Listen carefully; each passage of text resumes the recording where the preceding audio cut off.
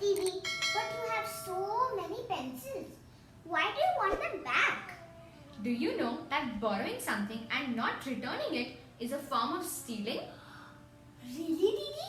But my mom says looting a bank is stealing. I've never robbed a bank. Yes, we know that looting a bank is stealing, but you think it is fun and normal to conveniently forget to return the pencil and take things that don't belong to you. It is in fact a bad habit which we hardly ever notice consciously. So Maharishi Patanjali explains Asteya, which is non-stealing, in the following Yoga Sutra. Asteya pratisthayam Asteya pratisthayam sarvaratna upasthanam. Asteya is non-stealing, pratisthayam, on the establishment, sarva, all, ratna, jewels, upasthanam, to serve. According to Maharishi Patanjali, we must strive to make ourselves worthy through self-effort, purushartha, in the sadhana of Asteya. Once we are firmly established in the state of non-stealingness, every treasure will come. At this stage of evolution, we have grown into a steady universal consciousness, pratishtha, and so all these treasures are safe in our possession, for we know their value and will appreciate them and will not misuse them. The epic Ramayana provides a very good example of a prince who devotedly practiced the principles of Asteya. His name was Prince Bharata.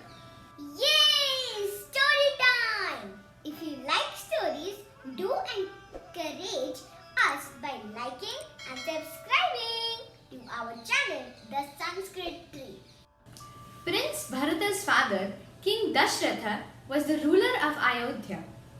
Dashratha had 3 wives.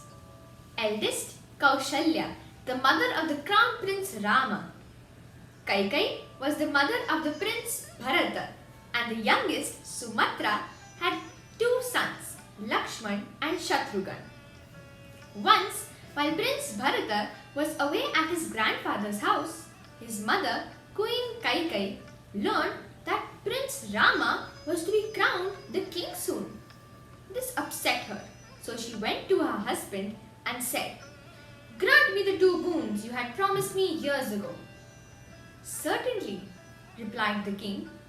Kaikai demanded, "First, let my son Bharata be crowned king, and second, banish Rama to the forest for 14 years. Heartbroken, King Dashrath was bound by his promise and granted Kaikai her boons. The obedient Prince Rama left for the forest accompanied by his wife Sita and Lakshman, his brother. Meanwhile, the aged King Dashratha died of grief. Urgent summons were sent to Prince Bharata to return. As Bharata entered Ayodhya, he noticed the downcast faces of the people. Something is seriously wrong, he thought to himself as he rushed to his mother's chamber. Kaikai was delighted to see her son and proclaimed, "O Bharata, you shall be crowned the king of Ayodhya. Your father is no more, and I have had Rama banished to the forest for 14 years. Prince Bharata was horrified at his mother's words. "Mother," he cried, "you are blinded by greed. I have no use for power, nor do I wish to rob my brother Rama of his kingdom." Bharata immediately left for the forest to bring his beloved brother Rama back to rule his kingdom. In the Chitrakuta forest, Bharata met up with Rama, Sita and Lakshman. Falling at Rama's feet, the pure-hearted Bharata sobbed, "Forgive me, dear brother, I am innocent. Please return to govern your land and people. Our father, the king, is no more." Rama knew that Bharata was faultless, but he could not be persuaded to come out of exile. Finally, with a heavy heart, Prince Bharata begged Lord Rama to give him his sandals, and on returning to Ayodhya, he humbly placed Lord Rama's sandals on the throne. He then moved to a hermitage on the outskirts of Ayodhya.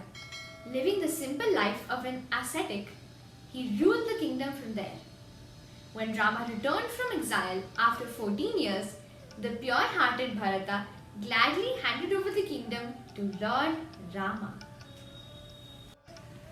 That was an inspiring story, Didi. Please close your eyes.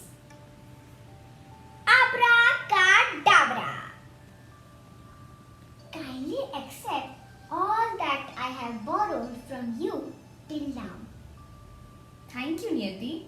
Good job. How can we apply Asteya in our day-to-day life? On the mat, Asteya teaches us not to be envious of others. We should get inspired by others rather than to cast judgment or to make negative comparisons. Off the mat, even wasting others' time or making them wait for you is also a form of stealing, as we are stealing their valuable time and energy. Now there is a question from me to you all. What is the one way we steal from others and how can we stop?